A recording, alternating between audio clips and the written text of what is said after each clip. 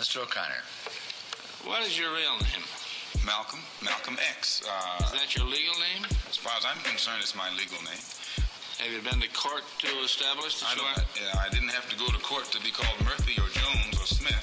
Excuse me for answering you this way. That's if all right. a Chinese person were to say his name was Patrick Murphy, you would look at him like he's insane, because Murphy is an Irish name, a European name, or the name that has a Caucasian or a white background. And a yellow person, Chinese is a yellow man, and he has nothing to do or no connection whatsoever with the name Murphy.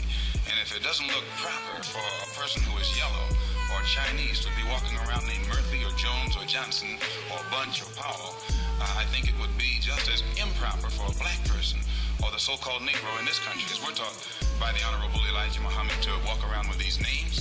And therefore he teaches us that during slavery, the same slave master who owned us put his last name on us to denote that we were his property. So that when you see a Negro today who's named Johnson, if you go back in his history, you'll find that he was once his grandfather, or one of his forefathers was owned by a white man who was named Johnson.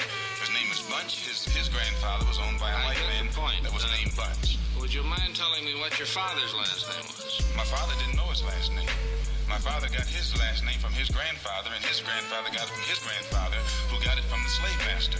The real names of our people were destroyed during slavery. Was there any line, any point in the genealogy of your family when you did have to use the last name, and if so, what was it? The last name of my forefathers was taken from them when they were brought to America and made slaves. And then the name of the slave master was given, which we refuse. We reject that name today.